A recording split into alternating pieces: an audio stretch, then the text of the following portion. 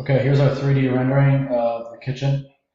This is with the assumption that the soffit has been removed, which is going to add a whole bunch of space. It's going to add a foot to the ceiling height. So these uppers are now 37.5 inches tall. Right now you have 30. Now Sandy was talking about having some lit cabinets on top, which is doable, but it's going to make for a very short glass panel. So if we kept that cabinet, so let me explain this. So your current cabinets are 30 inches tall, and we need about 3 inches of space for the crown molding. So the soffit right now is a foot tall with 3 inches of crown molding. So those upper cabinets, those lit cabinets, could only be 9 inches tall, and the frame, the stile, and the rail, which is this here, are 2 1/4. So the top and bottom at 2 1/4 times 2 is 4.5 minus 9. So that only leaves about a 5-inch glass panel for the top, which is pretty tight. Doable, but I don't know if it's going to look that good. We can figure that out if we really want to do that. And it adds quite a bit of cost because of all that finished interior cabinet up there. So as it stands, we have it quoted with cabinets going all the way to the ceiling. Our exposed interior cabinet here, glass panels, glass shelving inside. Our 2 corner upper cabinets are 90 degrees, so these 2 doors are bound together, open up together, and there's an L-shaped shelf inside. Lazy Susan down here, farm sink. Obviously our countertop will be removed. It's just a limitation of the cabinet program.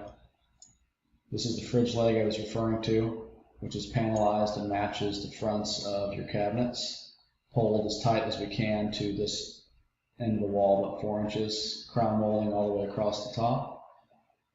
Applied panels on the ends of the cabinets here, here, and left and right of the window that are scribed to the wall.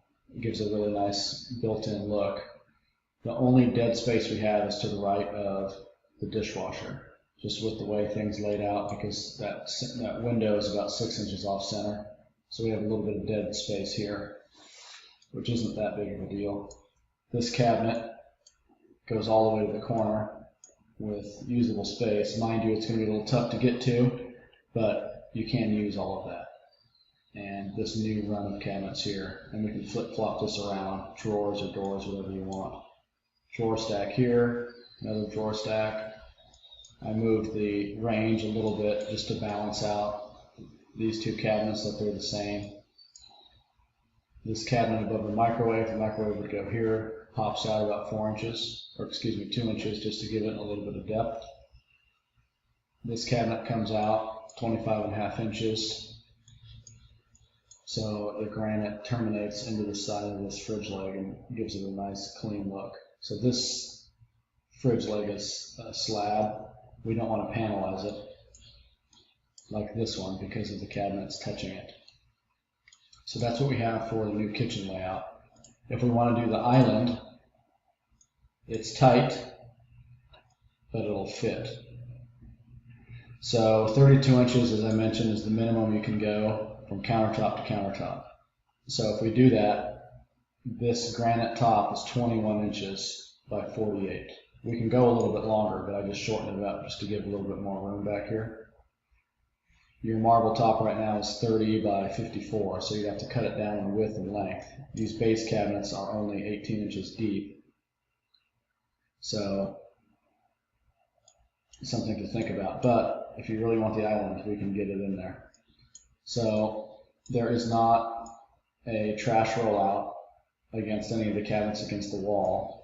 So if you wanted a trash rollout or a cabinet door that opens up to a nice soft close trash can, we can put it in the end of the island.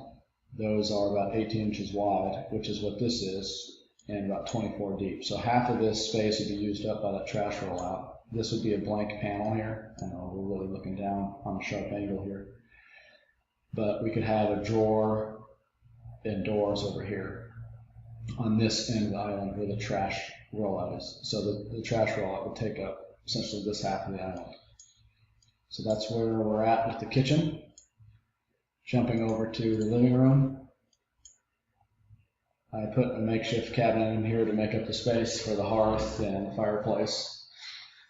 So armoire doors were originally discussed, but it's really tight to make those work because of how wide this is. It's about 53 inches.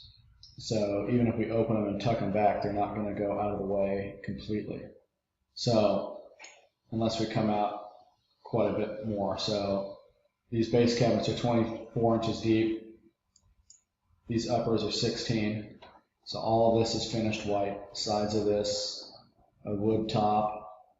The side here, all the wood shelves, crown molding. This goes all the way to the ceiling. And I've quoted replacing the mantle, the wood legs that come down, and the banding around the bottom, which is a lot of work to do this. So again, these are adjustable shelves. We can do puck lighting in here. Your TV space would be right about here. A couple drawers on the top, adjustable shelving down below, or we can take the drawers out and have doors go all the way up, just depending on what you like. So that's what we're at for the living room. Jumping to the hall bath. I'm going to hide this wall so we can get a little bit better angle on it.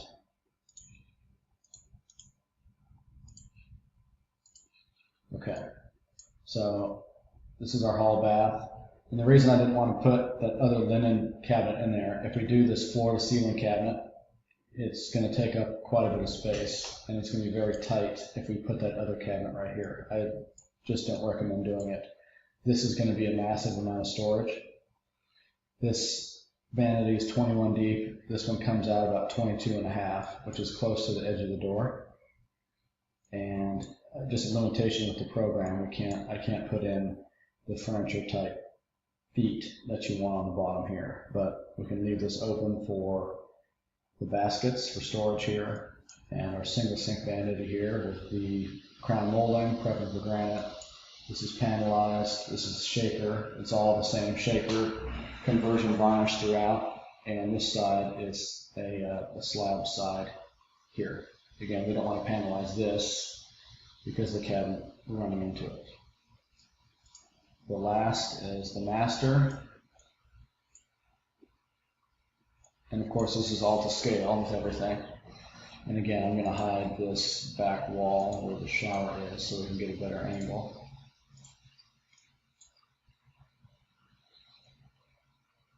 Opened up underneath, 3-drawer stack. And this is pretty much the same size as what you have now. So with our window here. One idea with that. So here we are. This is the layout of the kitchen and everything throughout the rest of the house. And if I didn't mention it before, there's light rail that's underneath these cabinets. Just to finish it off, I have not included lighting under the cabinets, but it's doable and there's room if you want to have an electrician install that. But from this point, if you want to flip-flop things around, move some cabinets, change the size of a cabinet or whatever it may be, it's typically not going to affect the price that much.